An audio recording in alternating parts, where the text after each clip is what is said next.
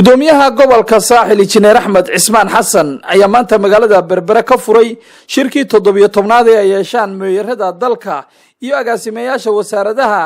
qaarkood kuwa la shaqeeya mashruuca maamul daadajinta GPLG-ga. waxa halkan isugu yimi waa mas'uuliyiintii degmooyinka ee ku bahoobay mashruuca GPLG-ga. dhammaantiin waxaan leenahay nin kasta oo mas'uul oo halkan yimid oo maayarada aan maxaan ku dhahay gaar ahaan u tilmaamayo qaranka dhammaantood waxay u hayaan hawl muhiim ah iyo agaasimayaasha guud dhammaantood waxaan leenahay nin walba halka uu hayo dadaal buu kaga jiraa maayar xigeenka Cabdicasiis baada wuxuu yidhi dhagaha ugu rida inaanay dhacayn budhagta iska ridayo maayaradu ma dhacayaan buu yidhi waa runtii dhici maayare way sii dadaalayaan ma sha Allah taariikhda laakiin noqori doonto nin walba berrito qof kasto joogay uu tagayaa waxaanu leenahay aynu kaga tagno uun taariikh nin walba halkuu joogo mas'uuliyad baa la wada hayaa. sidoo kale waxa isaguna halkaasi ka hadlay gudoomiyaha golaha deegaanka ee degmada Berbera mudane Cabdishakuur Maxamuud Xasan Cidin oo isagu si faahfaahsan uga hadlay shirkani iyo waxa uu daaran yahay iyo waliba mashruuca maamul daadajinta. shirkii joogtada ahaa ee 45 cashaba mar la qabanayay ee kaga wada hadlaan inta shaqadu ka dhaxayso wada shaqeynta mashruuca GPLG-ga agaasimayaasha guud iyo hay'adaha GPLG-ga iyo maayarada mashruucan ka shaqeeyo waxaan leeyahay ku soo dhawaada degmadii Berbera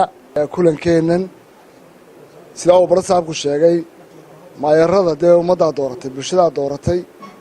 waxaanay gudanayaan waajibaadkoodii qaran waxa lagu doortay cod waxay ka soo baxeen ururo in badan waxaan arkaynaa iyadoo la aflagaadeynayo oo la maagayo waxa leen iska suga waa la furayaa ururadii doorashaduna way dhacaysaa. meeyarada degmooyinka Burco Oodweyne iyo Laascaanood iyaguna halkaasi ka hadlay ayaa siyaabo kala duwan u hadlay kulankani iyagoona si gaar ah uga hadlay shaqada ay qaranka u hayaan. inta marka laga yimaado ujeedada loo qabanayo technical groupku waxaan u arkaa inay tahay mashaariicdan GPLG-ga ujeedadii wixii aynu soo marnayna wixii laga bartay maxay ahayd ay u baahneed inaynu dib u hagaajinana dib ay u update gareyno oo u saxno wixii aynu u baahanahay iminka inaynu hore u soconno hore u qabanana inaynu ka degmaahan si guud iyo si gaaraba uga wada tashano. ururana laga soo doorto ururana naga tagayna kulli anagu waxaan aaminsanahay baash waxay ku wacan tahay intaanad fashilminaad iska dhibto baashan kursi jacaylkani maayarada imika jooga waa model oo wacan yihiin intooda badan laakiin aanu sii wareejina maadaama hadalku batay oo ay xisbiyadu qeynayaan xisbiyaduna ha wareejiyaano runtii ururo wacan oo hufan oo dalka horumariya iyaguna ha yimaadaan. annagu sida uu Cabdishakuur sheegay waana la doortay waxaan ku nimi gacanta dadweynaha kuwii naga horeeyay jicir ka mid ahana waa la doortay waxay ku yimaadeen gacanta dadweynaha waxaanu diyaar u nahay in cid kale oo la doortay annaga ayna bedesho waxba yaa la sugi waayin runtii